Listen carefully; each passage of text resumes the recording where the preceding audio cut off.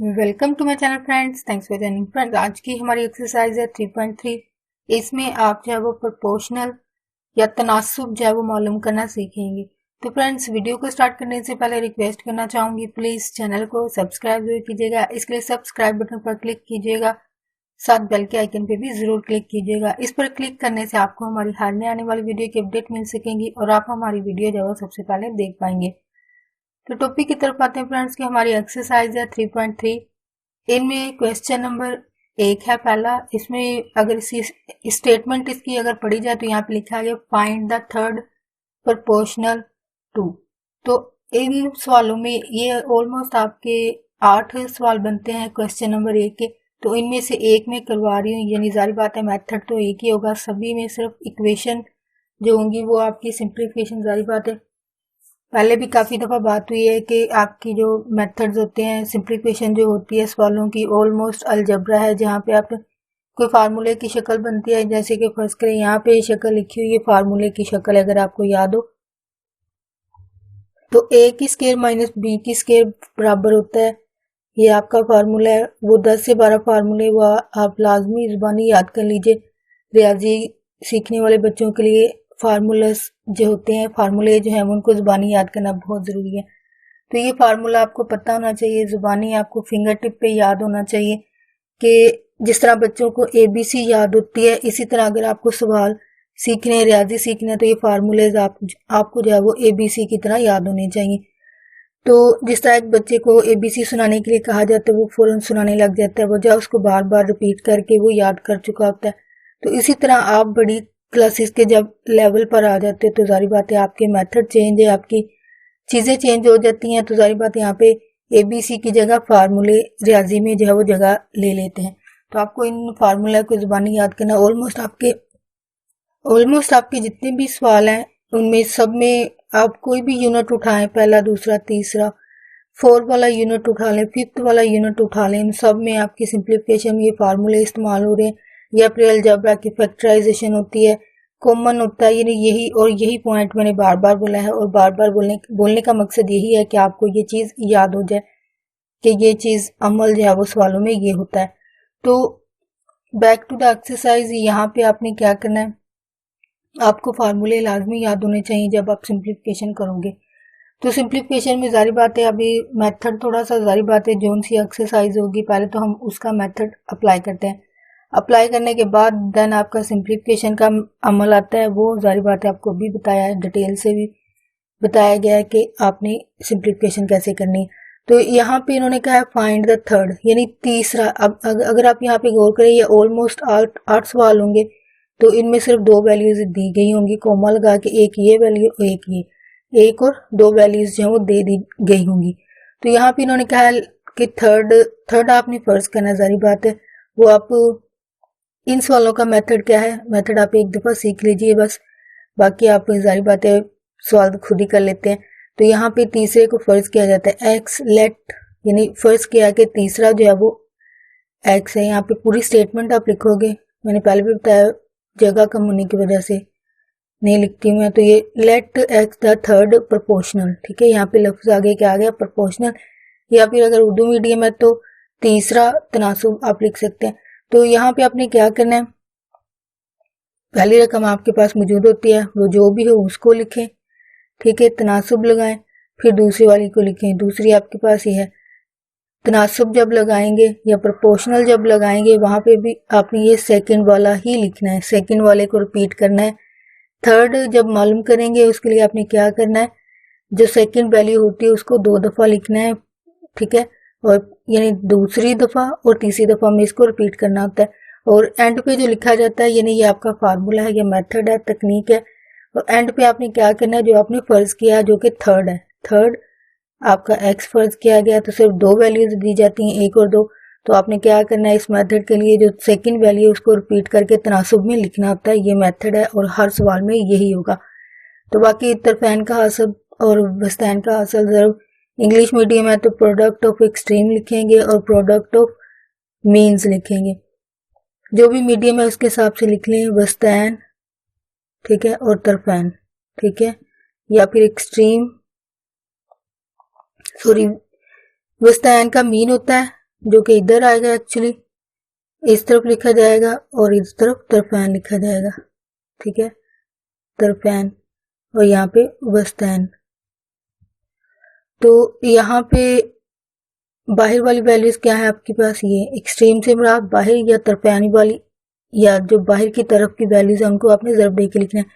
वह a की 2 minus b की 2 इंटू एक्स, यानी दोनों को आपने ब्रैकेट के साथ शो करना है। तो इससे ये होगा कि जाहिर बात है फ़र्क भी जाहिर होता है दोनों का। और दूसरी वैल्यू आपकी वस्तान है, यानी पहली और दूसरी को आपने क्या कर देना है, ज़रब दे के लिख लेना है।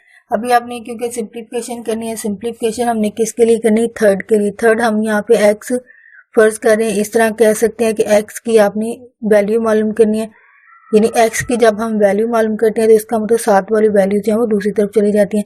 तो a minus b into a minus b तो सब उधर ही है पहले से, इस तरफ से ये आ रहा है a की 2 माइनस बी की 2। तो अब कुलिये के हिसाब से इसकी सिंप्लीफिकेशन होगी, ठीक है। a माइनस बी तो अपनी जगह, ये सारी वैल्यूज अपनी जगह पे हैं, लेकिन सॉरी यहाँ पे आपको नजर नहीं आ रहा, यहाँ पे लिख देते हैं कि x बराबर क्या होगा, a minus b, a minus b, ठीक है। तो बटे में क्या होगा, ये वाला a की 2 माइनस बी की 2, तो x है a माइनस बी और a माइनस बी, तो पहली दूसरी को जमा और a माइनस बी, यानी नीचे वाले की सिंप्लीफिकेशन क्या होगी, फार्मूले के हिसाब से ये आपके सामने लिखा हुआ, एक दफ़ा जमा कर दें और एक दफ़ा माइनस कर दें। अब देखें कोई एक जैसी वैल्यूज है वो कटिंग हो रही है तो उनको कट कर दें। अगर आप यहाँ पे गौर करें a माइनस बी है तो a माइनस बी, ये दोनों एक जैसी हैं तो कैंसिल हो गए। तो x की वैल्यू में a माइनस बी बटे में a प्लस बी जो है वो आपके पास फाइनल आंसर आपका बचा है, जो कि सिंप्लीफिकेशन के बाद है। और ऑलमोस्ट ये 8 सवाल हैं, सब में यही मेथड है और अलजेब्रा के हिसाब से सिंप्लीफिकेशन होती है। तो आप प्लीज़ लाजमी ट्राई कीजिएगा हल करने की। तो यहाँ पे नेक्स्ट जो क्वेश्चन है पहले का ही फोर्थ किया जा रहा है, तो मेथड जाहिर बात है वही है, दो वैल्यूज आपको दी होंगी, थर्ड वाला आपने खुद मालूम करना है जिसको एक्स फर्ज किया जाता है, ठीक है, पूरा नहीं लिखा। बट लेट आर, यहाँ पे जो वैल्यूज है ना वेरिएबल, इसको अपनी जो दी होती है उनके हिसाब से भी फिक्स करना होता है। जैसे कि यहाँ पे पी क्यू आ रहा है, ठीक है, तो यहाँ पे जब पी क्यू की शक्ल में मुतगैर होंगे, वेरिएबल्स होंगे, तो यहाँ पे जब आप फर्ज करेंगे तो यहाँ पे आर, एस नहीं बल्कि यहाँ पे आर, यानी जो वेरिएबल दिए होंगे उसी के हिसाब से यहाँ पे जो आप फर्ज करेंगे उसको लिखेंगे, यानी आर को जब वो थर्ड प्रोपोर्शन जब वो फर्ज किया जाता है, ठीक है। पहला दूसरा आपको दिया मेथड वही है कि जब आपने लिखना है पहले को लिखा, सॉरी यहाँ पे मुरब्बा है जो आपकी मेन वैल्यू में आ रहा है, आपकी मेन स्टेटमेंट में आ रहा है 3 है जमा, ठीक है, क्यू, और यहाँ पे आएगा डॉट के साथ निस्बत या फिर रेशो कह लीजिए, ठीक है। और जो 4 के साथ लगाई जाती है उसको क्या कहा जाता है, प्रोपोर्शन, या फिर उर्दू में आप कह सकते हैं कि ये तनासब है। तो P माइनस क्यू आएगा, दूसरी वैल्यू आपके पास क्या है, P माइनस क्यू है, लेकिन इसको आपने क्या करना है, रिपीट करना है मेथड के हिसाब से, प्लस क्यू का मुरब्बा। ये वैल्यू ध्यान से लिखिएगा क्योंकि गलत लिखने से जाहिर बात है सवाल गलत हो जाएगा। तो यहाँ पे फिर इसी को रिपीट करना होता है मेथड के हिसाब से, तो पी क्यू प्लस क्यू का मकाब है, सॉरी मुरब्बा है, और लास्ट पे आप क्या लिखोगे, आर, जो कि हमने फर्ज किया है, जो कि फोर्थ या वो इसका प्रोपोर्शन बनता है।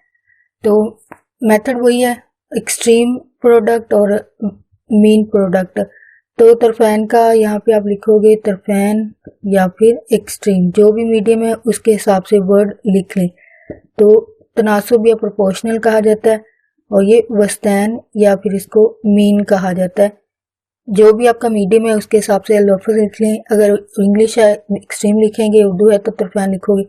तो यहाँ पे आपने क्या करना है, वस्तान यानी बाहर वाली वैल्यूज ये हैं आपकी, ये और आर है, तो तरफैन का 2 क्यू, ठीक है, बटे में इसके 3 आ रहा है जमा क्यू 3 है और आर है, और तनासुब आपका जिसको सॉरी बट्टे तनासुब जो है फिर बाद में इक्वल में तब्दील हो जाता है। तो बस तैन आपके पास क्या है, p माइनस क्यू बटे में है p की 2 minus p Q plus q की 2 है, और इसको ब्रैकेट्स के साथ शो करना है। ब्रैकेट के साथ शो करके तो आगे दूसरी आपके पास वैल्यू क्या है, p माइनस, यानी सेम टू सेम वही वैल्यू है p की 2 माइनस p क्यू जमा q की 2। तो नेक्स्ट, क्योंकि यहाँ पे नजर नहीं आएगा तो आगे चलते हैं। यहाँ पे आपने सिंप्लीफिकेशन में करना क्या है कि इसको कुलिया के हिसाब से एक दफा जमा, ठीक है, एक दफा जमा, और इसी को एक दफा माइनस या वो कर देना है, और बटे में क्या आएगा, ये भी कुलिया लगेगा p जमा q और q p माइनस q, यानी एक दफा जमा और एक दफा माइनस। तो इसका मुकाब का फार्मूला क्या लिखेंगे, p जमा q पहली दूसरी, पहली का मुरब्बा कुलिया के हिसाब से। ये अगर आपको कुलिया याद हो कि अलग अलग मुकाब हो दोनों वैल्यूज का, ठीक है, तो कुलिया के हिसाब से क्या होता है, a जमा b पहली का मुरब्बा माइनस ए बी जमा b का मुरब्बा। ये है आपका कुलिया जो कि आपको यहाँ पे इस्तेमाल करना है, p जमा q, और यानी p का मुकाब और q का मुकाब। तो पहली दूसरी तो वैसे लिख दी, पहली का मुकाब यानी p का मुरब्बा सॉरी, माइनस पहली दूसरी रकम माइनस p और q का मुरब्बा। यहाँ पे नजर नहीं आ रहा, तो कुलिया आपका लगा दिया, यानी p जमा इसके हिसाब से पहले एक दफा जमा करके फिर पहली का मुरब्बा, पहली दूसरी वैसे और दूसरी का मुरब्बा, ये कुलिया के हिसाब से किया गया। और साथ में इसके क्या आ रहा है, r, जिसकी हम कीमत मालूम करेंगे, और ये बराबर दूसरी तरफ वैल्यूज क्या है आपके पास, यही है, इनको वैसे लिख दें, सॉरी यहाँ नहीं, यहाँ जहाँ पे ये बटा है वहां पे आप लिखोगे। तो यहाँ पे मजीद, तो दूसरी वाली आपके पास क्या है, वो जैसी है वैसे आपने उठा के लिख देनी है, p की 2 माइनस p की 2 p q का मुरब्बा। और दूसरी वाली आपके पास क्या है, p माइनस q है बटे में, यानी सेम यही शक्ल लिखी गई है, जमा q का मुरब्बा, यानी इन दोनों को दोबारा से लिख दिया गया, बस ये क्या। अब यहाँ पे क्योंकि हमने r की कीमत मालूम करनी, तो इसका मतलब ये वैल्यू जो इसके साथ लिखी गई हैं वो दूसरी तरफ जाएंगी। ये दोनों क्योंकि बटे में है, जारी बात है डिफरेंस है सवाल में, और ये डिफरेंस जारी बात है बटा है तो उलट जाएगा, यानी ये रेसिप्रोकल हो जाएगा, नीचे वाली वैल्यू ऊपर चली जाएगी, ऊपर वाली नीचे आ जाएगी। तो जो पहले से मौजूद है पहले तो उनको लिखेंगे, ये पहले से मौजूद है उस तरफ p की 2, ठीक है, p q और q का मुरब्बा, ठीक है।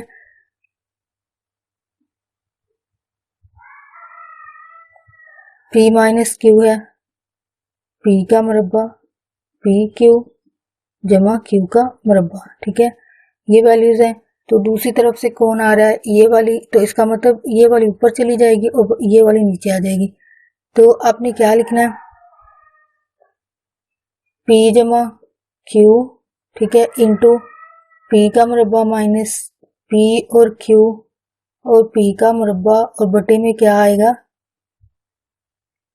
p जमा q और p माइनस q जो है वो आएगा, जो कि जाहिर बात है वैल्यूज उलटने की वजह से ऐसा हुआ है। तो इनको अभी कटिंग देख लें, जो कि कट हो रही वैल्यूज इनको कट कर दें। यहाँ पे अगर आप गौर करें p माइनस क्यू है तो p माइनस क्यू कट हो जाएगा, ठीक है, और यहाँ पे p प्लस क्यू है तो p प्लस क्यू के साथ जो वैल्यू वो कट हो जाएगी। तो यहाँ पे अगर गौर करें p की 2 माइनस, सॉरी ये वाली है p की 2 माइनस p क्यू, और ये p की 2 माइनस ये माइनस है, ठीक है, माइनस ये आपस में कैंसिल हो गई, एक जैसी वैल्यूज थी। तो यहाँ पे बाकी जो वैल्यूज आपके पास बच रही हैं वो r बराबर p माइनस क्यू है, ठीक है, और बटे में आपके पास क्या बच रहा है, ये वाली वैल्यू p की 2 जमा, नहीं सॉरी ये भी माइनस है, माइनस p क्यू जमा q, जो कि आपका फाइनल आंसर होगा। तो नेक्स्ट क्वेश्चन नंबर 2 है फ्रेंड्स, यहाँ पे फाइंड द फोर्थ प्रोपोर्शनल। यहाँ पे इन्होंने कहा जी आपने 4 जो 4 वाला है वो मालूम करना, यानी आपको 3 वैल्यूज दे दी गई, जो 4 वाली है वो आपने मालूम करनी, यानी फर्क यहाँ पे सवाल मेथड तो वही है, ठीक है, बस तैन और तरफैन का हासिल ज़रूर। लेकिन अब यहाँ पे क्या हुआ है, पहले 2 वैल्यूज दी जाती थी, तो यहाँ पे 3 वैल्यूज दी हैं, तो उन्होंने कहा है 4 वाली जो है वो खुद मालूम करें। तो लेट करना है। अब यहाँ पे क्योंकि x है तो फर्ज की हुई आपका मुतगय्यर क्या होगा, y, यानी जो आपके सवाल है उसी के मुताबिक आपका फर्ज की गया जो मुतगय्यर होता है, वेरिएबल होता है, वो कंसीडर किया जाता है। तो यहाँ पे x है तो जाहिर बात है y। पिछले सवाल में ये था कि p q था तो इसलिए r को जो है वो लिया गया। अब यहाँ पे x है तो इसको y को लेंगे, तो y को जो है वो फर्ज किया जाता है, ठीक है। Let y be the fourth proportional, या फिर 4 वाला तनासुब ये होगा, यानी फर्ज आपकी पहली वैल्यू आपके पास क्या है 4x की 4 है, रेशो लगाई 2x 3 है, प्रोपोर्शनल या फिर तनासुब लगाया गया तो वह 18, यानी इसमें कुछ भी रिपीट नहीं करना है, जैसी वैल्यूज हैं उनको लिख दें और लास्ट पे आपने वो लिखनी है जो कि आपने फर्ज की हुई है उसको आप लिख दें। तो मेथड यहाँ से पुराना ही है कि तरफैन और वस्तैन प्रोडक्ट ऑफ एक्सट्रीम, यानी एक्सट्रीम का प्रोडक्ट लिख दें और यहाँ पे मीन का प्रोडक्ट लिख दें, अपने मीडियम के हिसाब से अल्फाज लिख लें। तो यहाँ पे बाहर वाली वैल्यूज कौन सी हैं, ये और ये अंदर वाली हैं। तो आपने क्या करना है, इनको भी आपने ज़रब देनी है, ठीक है। बाहर वाली जो वैल्यूज है वो क्या है आपके पास 4x 4 है और दूसरी आपके पास वैल्यू क्या है y। तो यहाँ पे इक्वल लगेगा, यानी तनासुब हट जाएगा। तो यहाँ पे 2x की 3 है और 18x की 5 है, ठीक है। 15 नहीं है 5 है, तो इनको ब्रैकेट के साथ जो वो शो किया गया। तो अब सारी बात है मजीद सिंप्लीफिकेशन करेंगे, y की जब वैल्यूज निकालनी है तो y के साथ जो वैल्यूज होंगी वो किस तरफ जाएंगी, दूसरी तरफ जाएंगी। तो y तो अपनी जगह पे रहा, 2x की 3 है इंटू 18x की 5 है और बटे में क्या आएगा 4x की 4 आएगा। अब यहाँ पे सिंप्लीफिकेशन आप देख सकते हैं कि क्या हो सकते हैं, क्योंकि यहाँ पे कोई फार्मूला इस्तेमाल नहीं हो रहा है तो जारी बात है इसका मतलब यहाँ से कटिंग होगी, यानी 2 18 है और 4 है। तो आप पहले तो बटे वाली में आप कैंसिल करेंगे, आपने क्या करना है 2 के पहाड़े के साथ 4 को जब किया, ठीक है, 2 2 बार 4, ठीक है। फिर यहाँ से 18x की 5 है, तो यहाँ पे 2 के साथ आप कैंसिल कर सकते हो, यानी 2 एक बार 2 9 बार 18। तो यहाँ पे आपके पास x की 3 बचा है, ठीक है, और यहाँ पे 9x की 5 बचा है और नीचे आपके पास x की 4 बचा है।